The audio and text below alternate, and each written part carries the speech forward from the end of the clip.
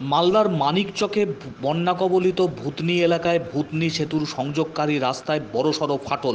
প্রায় ১০০ মিটার এলাকা জুড়ে রাস্তার একপাশে ফাটল দেখা দেওয়ায় ব্যাপক চাঞ্চল্য এবং আতঙ্ক তৈরি হয়েছে গোটা এলাকা জুড়ে। বর্তমানে গঙ্গার জলে ভাসছে গোটা ভূতনি এলাকা। গঙ্গার জল এসে লেগেছে ভূতনি ব্রিজের কাছাকাছি এলাকাতেও। সেই জমা জলে ভূতনি ব্রিজের সংযোগকারী রাস্তার নিচের মাটি কেটে প্রায় ১০০ মিটার এলাকা জুড়ে রাস্তার একপাশে বড়সড় ফাটল ধরেছে। ধসে পড়েছে রাস্তার একাংশ, যা নজরে আসতেই ভূতনিবাসীর মধ্যে ব্যাপক চাঞ্চল্য এবং আতঙ্ক তৈরি হয়েছে। এলাকাবাসীদের বক্তব্য, বন্যার জলে রাস্তা মারাত্মকভাবে ক্ষতিগ্রস্ত হয়েছে। সেই রাস্তা দ্রুত মেরামতের উদ্যোগ না নিলে যে কোনো সময় গোটা রাস্তাটাই ধসে পড়তে পারে। তাই প্রশাসনের তরফ থেকে গুরুত্ব দিয়ে বিষয়টি বিবেচনা করার প্রয়োজন রয়েছে।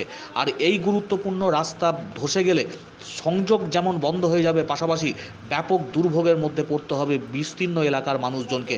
রাস্তার একাংশে আচমকা ধস বন্যার কবলে।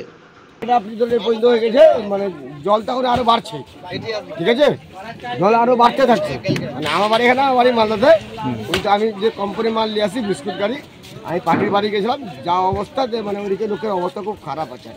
ওখান দিয়ে পরে মাটি ভরে ওখান থেকে একটা রাস্তা করা হয়েছে, তার সামনে একটা করা হয়েছে, আপনি সিঁড়ি করা হয়েছে আর কি, অ্যাঙ্গেল দিয়ে লোকজন যাওয়ার জন্য, তাও হাফ প্যান্ট পরে যাচ্ছে। আপনি ধরে 4 দিন ধরে আছে, 4-5 দিন ধরে ফাটল হয়েছে। এটা ধরেন আপনি মিনিমাম 280। কি মনে হচ্ছে এর থেকে বড় দুর্ঘটনা হতে পারে এই ফাটলের জন্য? হ্যাঁ, এটা হতেও পারে, যেভাবে জল বাড়ছে এটা কেটেও যেতে পারে। জল বাড়ার কারণে আসার অসুবিধা হবে, গাড়ি চলাচলের অসুবিধা হবে।